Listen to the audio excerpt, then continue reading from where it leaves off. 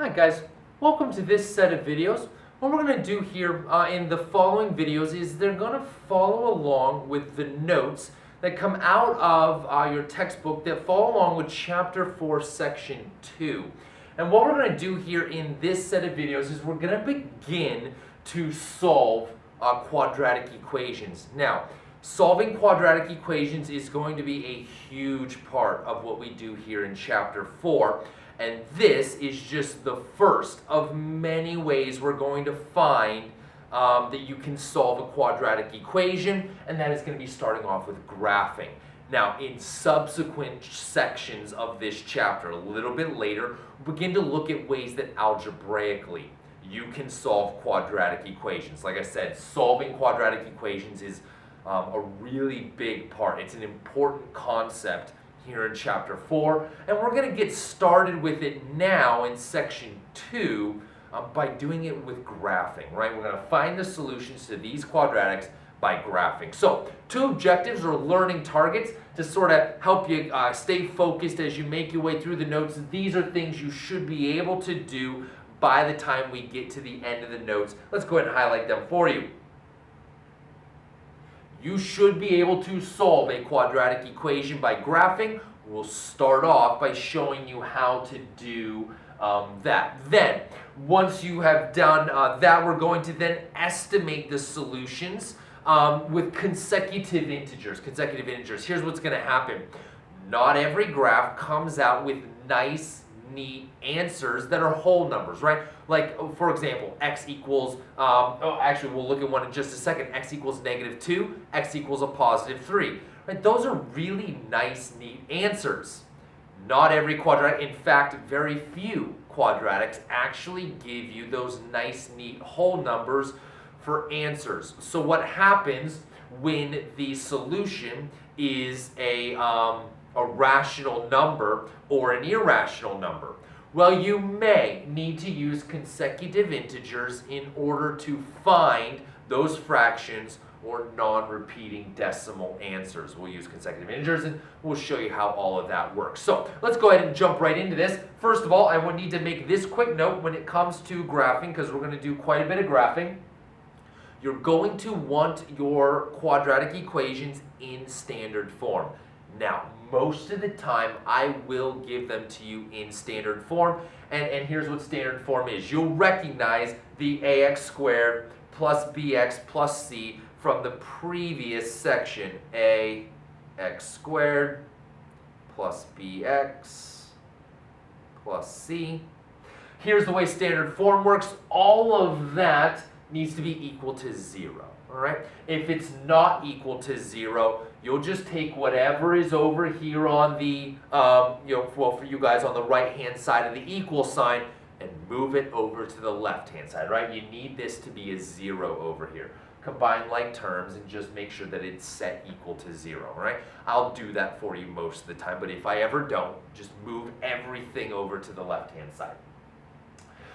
Then, the other thing you want to watch out for is these leading coefficients, A, B, and C. Those coefficients, they need to be integers, right? So this one is in standard form because A, B, and C are integers, and it's equal to 0. We're in standard form. This one is not, and it's, right, I have my ax squared plus bx plus c. I've got all that equal to 0, which is good. What's wrong here is my a, my leading coefficient, is a 1/3. Well, 1/3 is not an integer, right? 1/3 is a fraction. It's a rational number, but it's still a fraction, not an integer. And so remember, the way that we take care of this is you just go ahead and multiply everybody, both sides of the equal sign, everybody on both sides, by 3, right? What that'll do is that'll cancel the 3's top and bottom and leave you with an x squared, which is an integer. You then have a -3 here, a +6 here, and it would still be equal to 0 because 3 times 0 would be 0. So if we just multiply this guy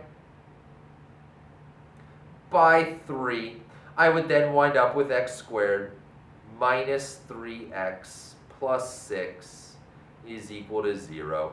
And now I have this guy in standard form. And the reason that we're going to do all of this work is because quadratic equations in standard form are much easier to graph, much easier to graph.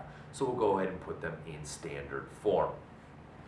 All right, now, when it comes to solving by graphing, all right, when it comes to finding the solutions to a quadratic equation by graphing, there's a couple of terms that you guys are going to want to watch out for. Let me highlight them for you, and then we will talk about them. So the solution of a quadratic equation is called the roots of the equation.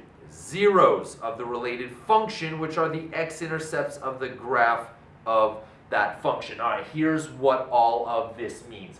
If you are given an equation, that means you have ax squared plus bx plus c is equal to 0. In fact, right here, here's an equation. I have x squared minus x minus 6 is equal to 0.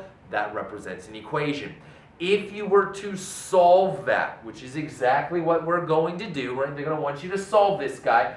What you're finding are the roots, what we call the roots. So when I solve this equation, I wind up with -2 and a +3 as the roots of this equation. Roots of the equation.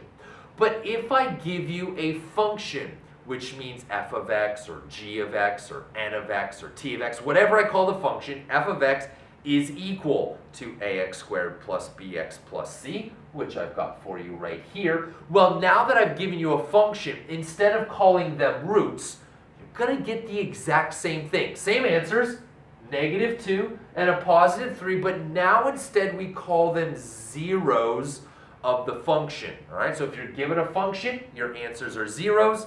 If you're given an equation, your answers are roots. Again, please notice they're exactly the same.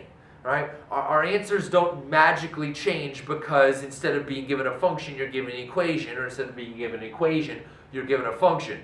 Same answers. We just call them something different depending on whether you were given a function, zeros, or given an equation, roots. In either case, zeros or roots, in both cases, it represents the x-intercepts, right? It's where the quadratic, where the parabola is going to cross the x-axis. Right? It's where it crosses the x-axis. So, just a little bit of terminology for you. Again, it's going to be zeros if you have a function. It's going to be roots if you have an equation. In both cases, it represents the x-intercepts, which is where your parabola crosses the x-axis. All right, guys, head on over to the next page of the notes. We'll go ahead and jump right into finding these solutions by graphing. Head on over to the next page, and I'll meet you there.